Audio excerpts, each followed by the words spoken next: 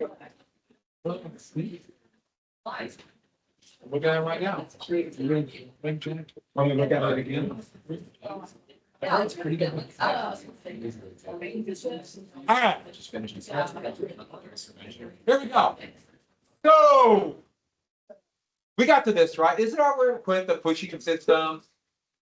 That should be the last part on Thursday. That was way back when on Thursday. We're good? All right, so we got this. And the big thing and the whole thing, the whole slavery system pushing the whole thing about the quota operated on terror and coercion. And that's part of the reason why the quota system was so effective. That's why I don't know why I put the question mark there, but why not? It's a constant threat of terror and coercion. The whole thing operated with the threat of being whipped, beaten. These are two from Uncle Tom's Cabin. These stress positions, I guess, would be shockingly painful. Have your leg up just a little bit, but can't move them. I guess the pain, the stress on your lower back is just unreal. Which I know it's one of those where I think of the pillory and I think of one like this. Okay, like it would be worse. Drop count of my tails. But I guess this is just as bad. But the whole point is terror and conversion, or terror and coercion. Here's a couple more. The water torture was used a lot. They have it in a booth here to simulate drowning. But actually, more commonly, they would not have a booth, dump water on them. Be on a table, table would be propped up so your head's pointed down a little bit, so you're laying on a table, and they pour water. Just put a cloth, pour water over your nose. It's like drowning. I guess it's just unreal how often it is. That's the water torture.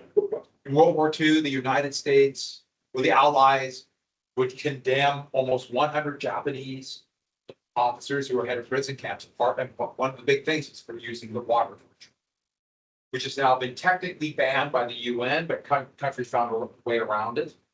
Israel started calling it the waterboarding in the 1980s.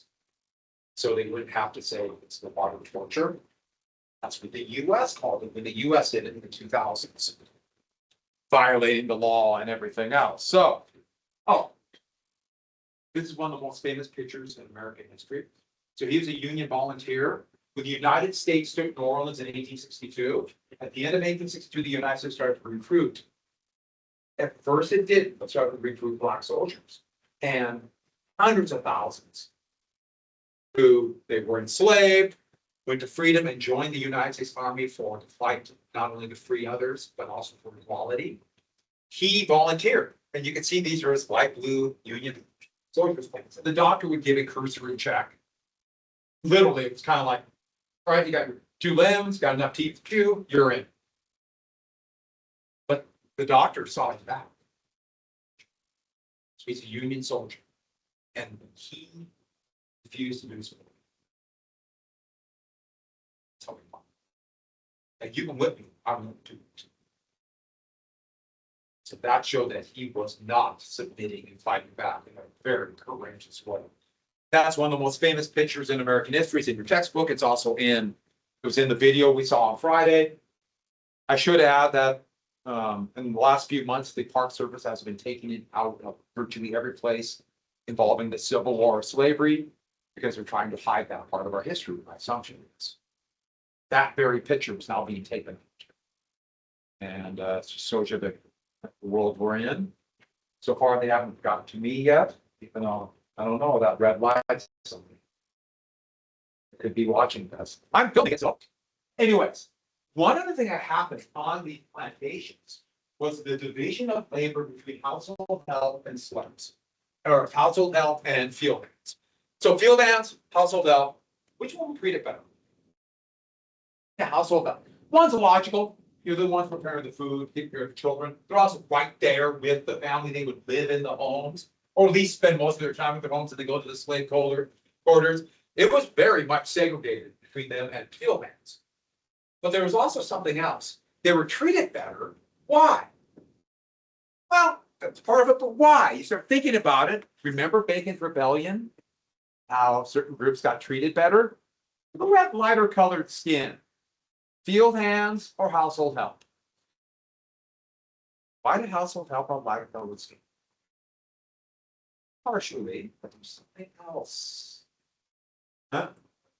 Yeah, who's their followers? Yeah.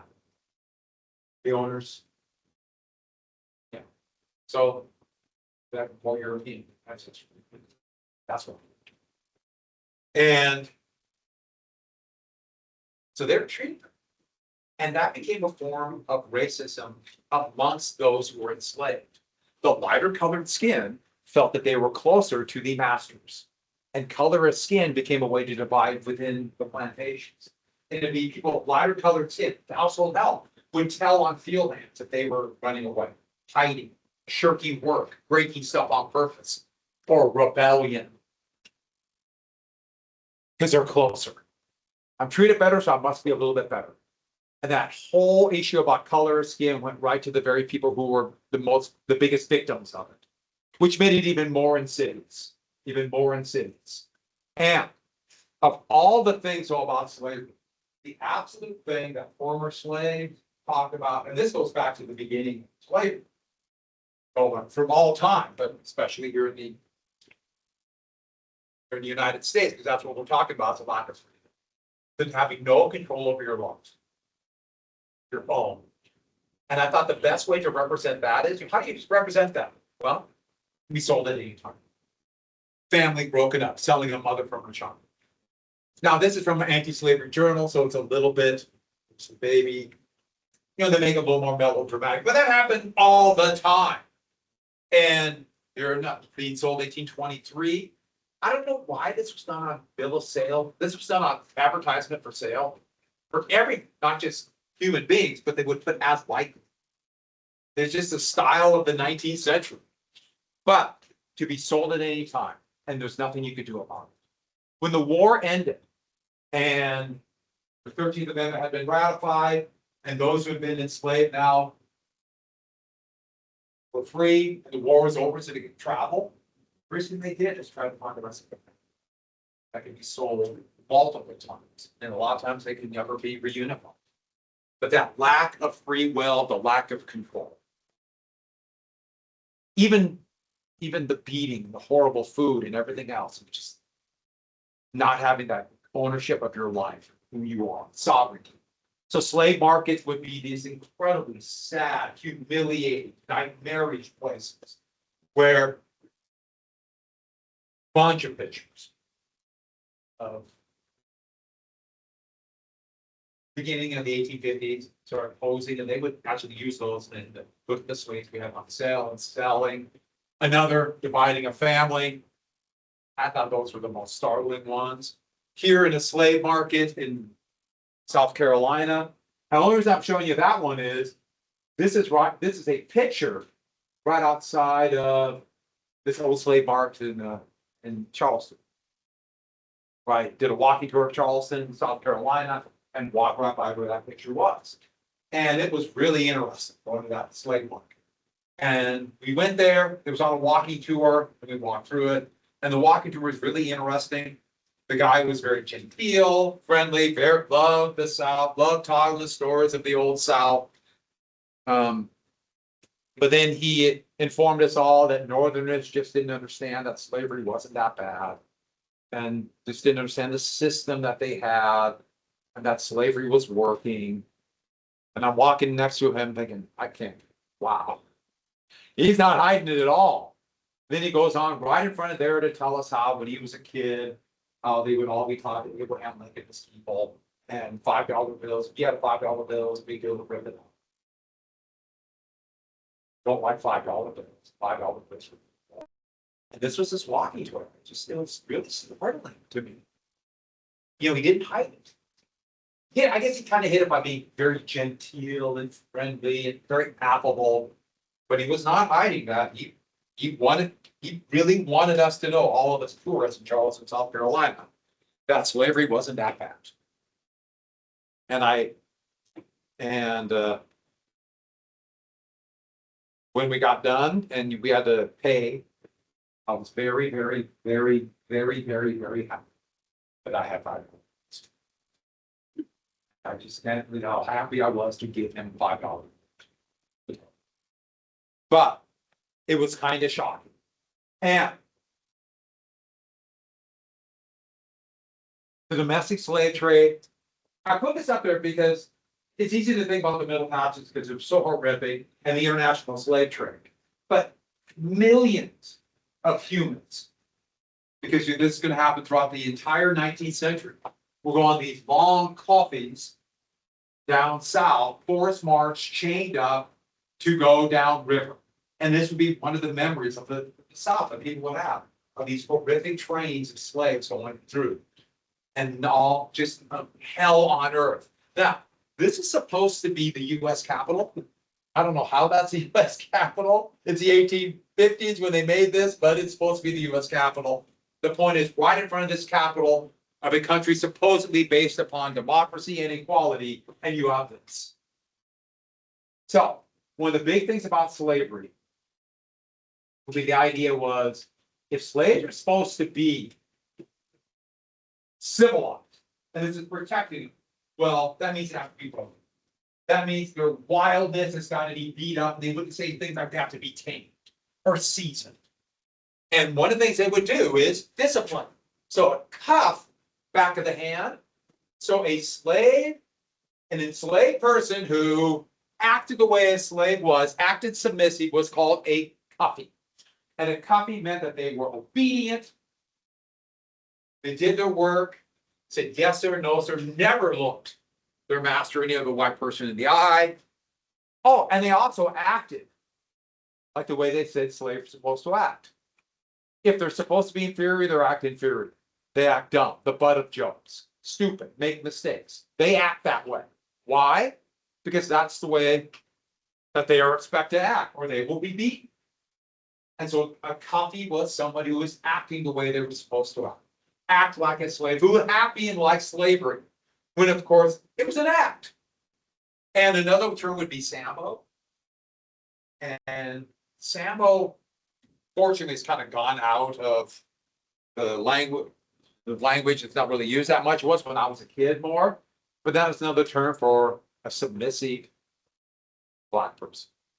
And for years, and we're talking from the 1890s all the way up to the end of growth passenger rail in the 1960s, when there'd be all the passengers all over the United States would be a port, someone helping you get your seat, go through check tickets.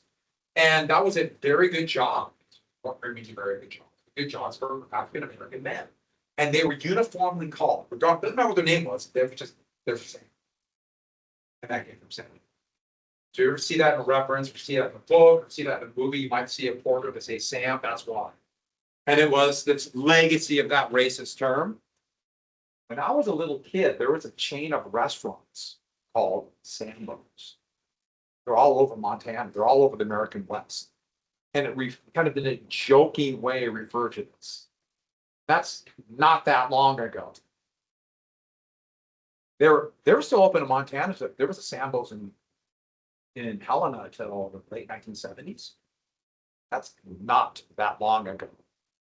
So it was a form of passive resistance. You act the way they're supposed to, and you know it's everyone knows it, but it'd be a way to disguise it. And this is the cartoon after the war, but this would be a very common caricature of a black man, and it's acting and they're mocking him. So look at the face, an animal, drawn specifically to look like an animal. And it says, say Sambo. No matter name, you have a name, you're just Sambo. Don't you make this piece of watermelon that's rather large, and then it'd be mocking, golly boss, that ain't happening. And remember that face, we'll come back to that. That would be very commonly used. And the whole point would be this would be a way of passive resistance, but also this is stereotypes. And racial slurs are a way to control people. They're a way to control people. You have a racial slur based on nothing about what you are, what you do, what you believe, but who you are. Some kind of slur. I put down racial. It could be a number of things, but these stereotypes would be used to classify people, skin color, religion, whatever. And stereotypes, you don't have to think. You can just pigeonhole people based upon a stereotype. And you see this Also, I should have put down sex. There's a lot of stereotypes, especially by men against women, but it goes both ways, but it's mostly that way. And if you don't have a stereotype, if you call somebody else, you look powerful. Even especially if you don't have much, you have status. I don't have a bad name. And that is a stereotypical view of Irish. And you see the face?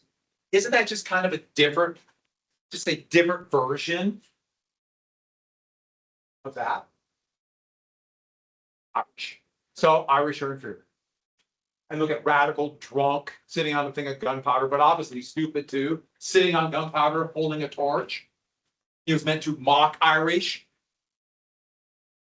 Inferior. This was at a time of all the Irish immigration to the United States. And the most uncivilized, savage, dangerous on the plantation were given that name. You see it up there. That was used about 1900 to mock it, saying it, but that's why I'm telling you where that term comes from. And that's why it's so offensive. Because it literally means somebody who is so savage, they can never be civilized. They could never be part of white culture. Unlike a Sambo who has learned how to act out. So this is mocking that, but it's also this term, that's why this term is so negative. This is a little bank, here's a little mechanical bank, so it's a terrible caricature, a different version of that same picture. But you put a coin on the little machine hand, and you turn a crank, and the hand would kind of pop the coin. The bank. When I was a little kid, I had one, it was a little bear that did that. But that's why that term is so offensive. That is why. Now, so how would slaves resist? The number one way is sabotage. They would act like a copy, yes sir, no sir, and then break stuff. Think about all the stuff you can break on a plantation. All the stuff you can, dump the cotton into the water, really, before you actually, or dump the seeds in there before you got to the cotton gin. Dump all the seeds in one hole. Break the hole. Break all your farm implements. Forget to shoe the horse, or put one horseshoe on one hoof and not the other ones. I didn't know. No one told me. And then act dumb. Then act dumb, because they're supposed to be dumb. Break stuff and then go away, or break stuff and then act like no one told me. Because if you're supposed to be dumb, you're supposed to make mistakes, and that's the way to fight back. No one told me you weren't supposed to urinate in the soup before you served it to your master. No one told me these little things like that. Yes, they would do stuff like that, wouldn't you?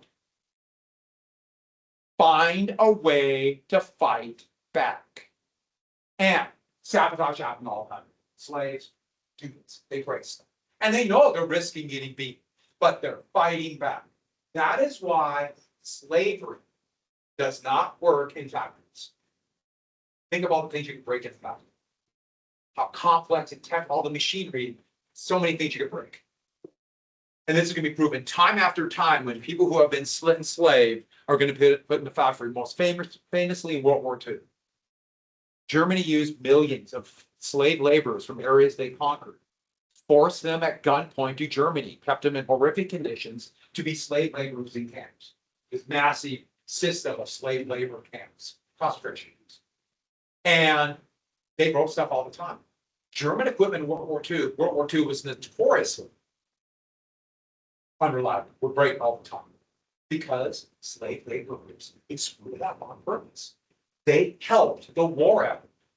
Like famously, German tanks you could hear squeaking for miles away because in the wheels you have to have ball bearings so the wheels turn. But it's enclosed, so no one knows we put the ball bearings in. If we put the ball bearings in. Thus, the wheels will begin to seize and clank and fall apart. They fight back. That would be decisive for the war effort. One of those things you just don't think about, then you realize how important that is. Another way would be spiritualism. Because look at it never again. Because they're called naval spiritual. These songs that enslaved people would sing as a way, it was encoded. Messages were built in it as a way to fight back. And this is a really simple one. Steal away to Jesus. And they want to stay. Steal away. What do you steal? Yourself from this. There's a way to fight back. And that's why funerals on plantations was a celebration. And that legacy still exists today. If you go to someplace like New Orleans and see a funeral, it's a party. And it's really, I mean, they still have grief, but also at the same time, remembering who they were. Another one, run away. I didn't put that down to say run away. I like it, ran away. They run away. And that's why slave patrols were such a big deal. I mean, mostly made of poor whites, but they would run down, people run away and get the reward. Sometimes doing more. It's just kind of this fury would happen. But okay, you make your way to freedom of flight, but sometimes there'd be a lot of times where you just run away for a day. No, I might get beaten, but I'm going to hide for a day because I'm not going to vote. It's a way to fight back. That is why, think about it, down here. All of these cotton plantations here. That is why they so feared Texas being attacked with a Britain. So much easier to go here to try to get up to New England or Canada. This area was not friendly. The term they would use for this fugitive. It's a fugitive at that time that meant running myself. And so if you live in Alabama, can't get to a river, one of the most common ways to be smuggled north, fight back. And these rewards, I mean, that's about $150,000 today. That gives you an idea of the value of slaves. And these are some of the punishment for running away. They showed this in the video we saw on Friday. Here's another one. She's wearing these bells, and they're iron, so they're really heavy. And it's on a cap that's bolted to her head. Punishment. She ran away. That's for runaway, bolted to their neck. Same deal. That beat to their ankles, bolted to their ankles. If they try to run away, she can't run that way. Oh yeah, they're not going to get as much work. They won't meet their quota. They'll be beaten more. But it's also a warning to everybody else. I'm sure you want to do this. This is what happens. So that's for someone who ran away. Nasty punishment. Don't forget, these are iron. Iron is really heavy. So we've all probably heard about the Underground Railroad, this informal system of safe houses. People who would help people go north would be called conductors. And they would use, you can see it right here, get to the river and they'd be smuggled up the river. Or get to the coast and they'd be smuggled on a boat. That'd be the most common way. Because you don't want to be caught out in the open, limited places to hide. Household help would tell on you. And these slave patrols. One man named Henry Brown smuggled himself north in a box in 1858. That became a big deal, became a minor celebrity for a while. Even though I do enjoy this picture of him in a suit, jumping out of the box after a week in a box. I'm sure it wasn't like, hi, here I am in my suit. It was a little bit more uncomfortable than that. And so here, and there'd still be safe houses here to get up to Canada or up to New England with a chance of safety. I remember first hearing about this, and I bet a lot of you did too in elementary school. How many people were disappointed that was not actually tunnels and like actual trains? Anyone else think that? Yeah, I remember thinking, oh, that was so cool. They did that. It's great. Oh, well. And two of the most famous conductors, women were by far the most successful, combination of being very brave, but also men due to prejudice would sometimes ignore. Sojourner Truth, she would also be a tireless fight for women's rights. Interesting life, got involved in a couple of the Second Great Awakening religions. Interesting person, the most famous is Harriet Tubman, known as Moses. She was in the video, and her courage, I mean, she had a bounty on her head. She would go south after running away and lead 13 different times, lead people north. And then during the war, she would become a spy and actually lead a raid into South Carolina, basically to try to a raid to destroy plantations. Here, I just thought this was really cool. This guy's painting of her, and that's in a museum. That was in Memphis. Not Memphis. No, that's in Charleston. And this one, rewards, and right here, that's her. Age 27 is a chestnut color, fine looking, and about 5 feet long. Chestnut means, well, her father was her master. Yeah. That's the Indian Roman plantation.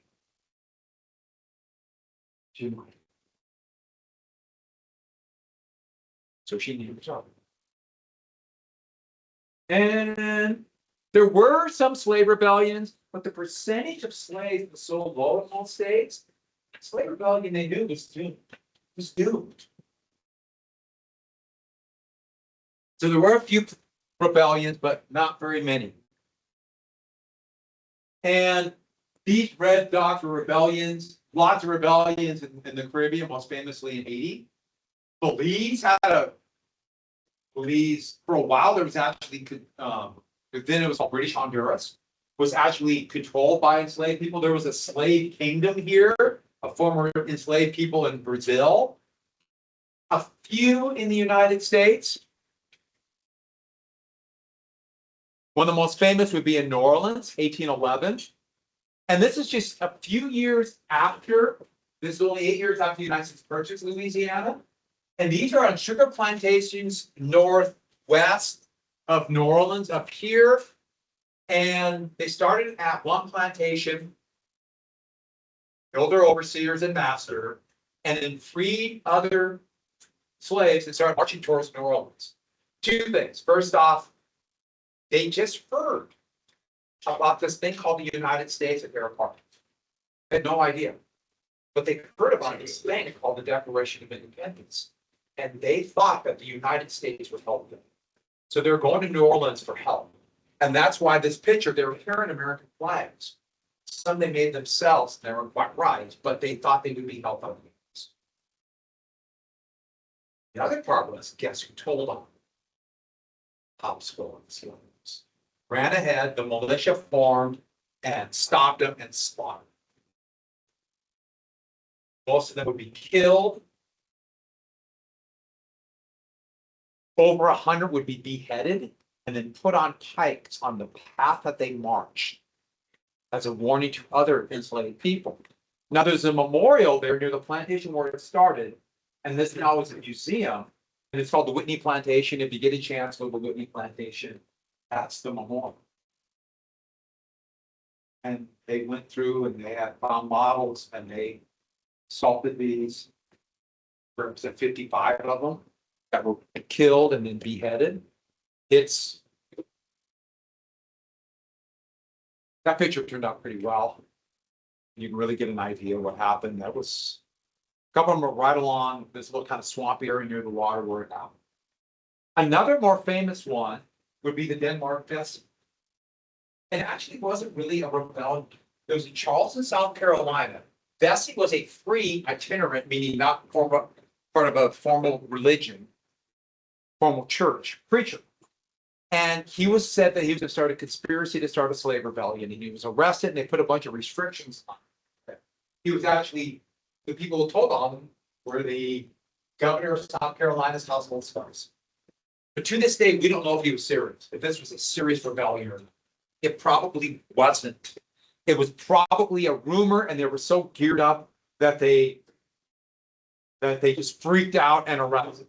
But that leads to the most important one, Nat Turner, 1831. He was educated, could read. He was also an itinerant preacher. And his reading of the Bible said that slavery was a sin and must be stopped. And the only way to do it, so they won't get freedom, is to rebel. And the process of the rebellion, 55 without wives, but these were owners and their family would be slaughtered. Why? Because they knew they were going to get mercy. But this shows the militia coming, household slaves told on them, ran ahead. the militia was called out and put the rebellion down. And 120 were killed after putting it down, and then there were trials. 56 would be executed. Nat Turner was able to escape, but then he was ratted on by a household slave, and he was caught. And there was a huge trial, which is a fascinating thing because here is this enslaved person whose property, but they wanted a show trial, even though everyone knew he was going to be condemned of treason and executed. And he was in a slave. It just shows you how weird the system was. And that's going to lead to the Nat Turner laws, where it said that every other slave state did these. You got to carry a tag.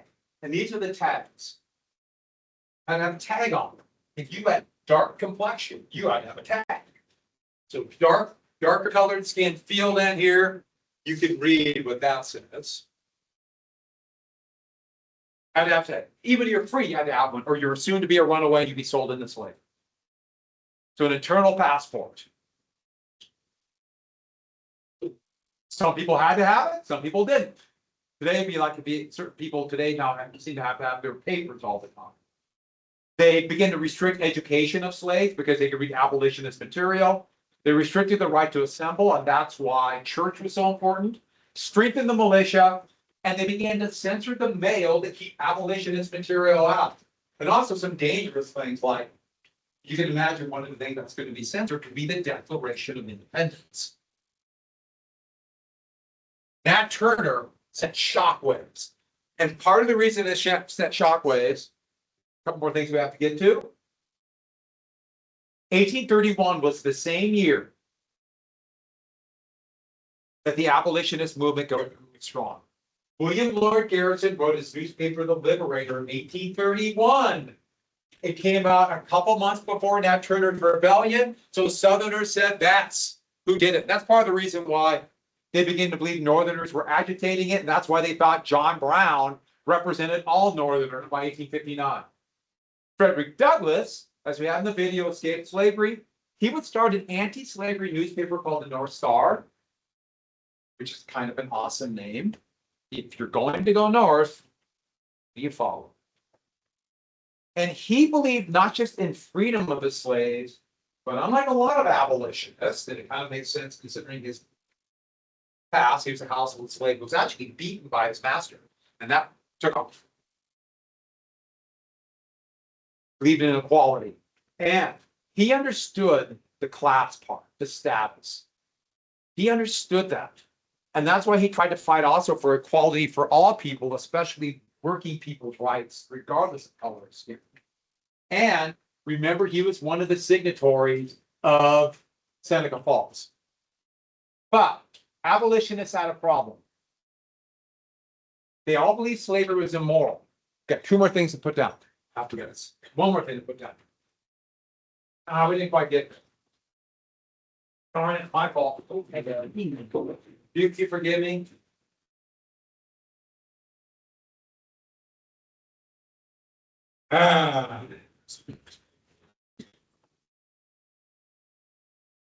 Goodbye, everybody.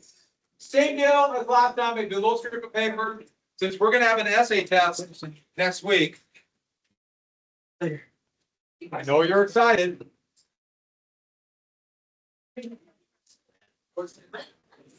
I'm hungry. It's harder to get one pictures. Oh,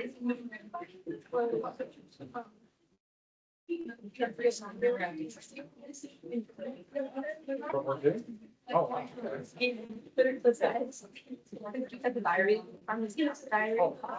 And he has like absolutely one.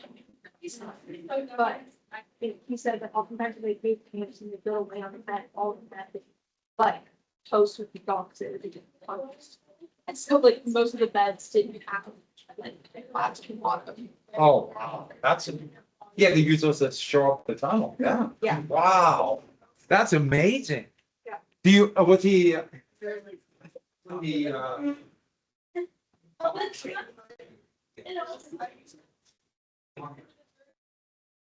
was gonna ask.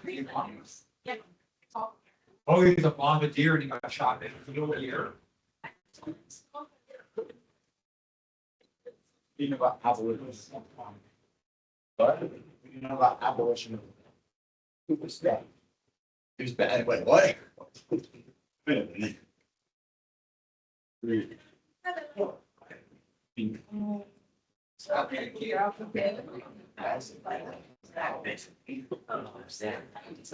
Oh, yes.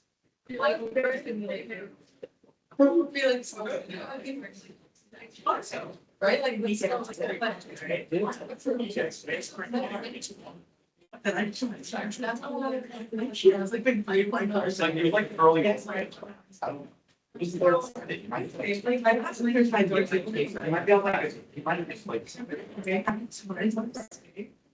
Trying to figure out the social price. Okay, so this is, you have to be able to open my door for it. So now I have to figure out how to like. Oh, just chilling. To over it now in my board. I just figure it inside my door instead of outside.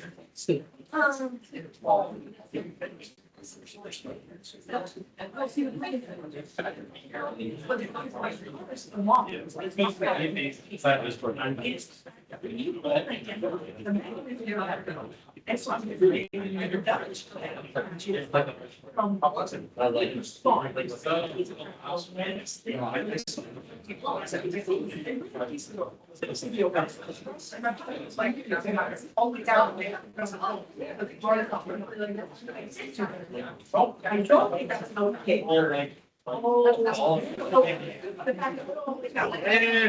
That's Garrison. I mean, a lot of people. Yeah. I think that all the options. I'll tell you one was bullshit. No. It's got to It's plastic, so I would have to break it. Yes. Trying to like. We're in hell. Yeah. They're gonna get out to fall over that. They're gonna get opportunities.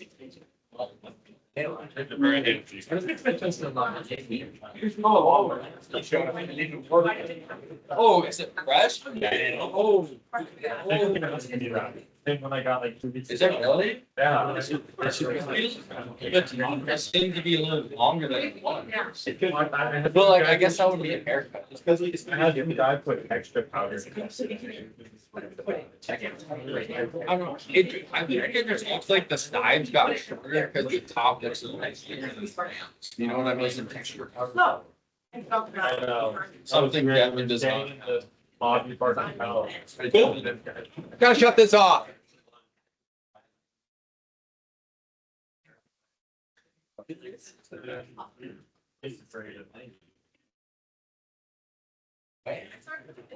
Like wait for the team. I do.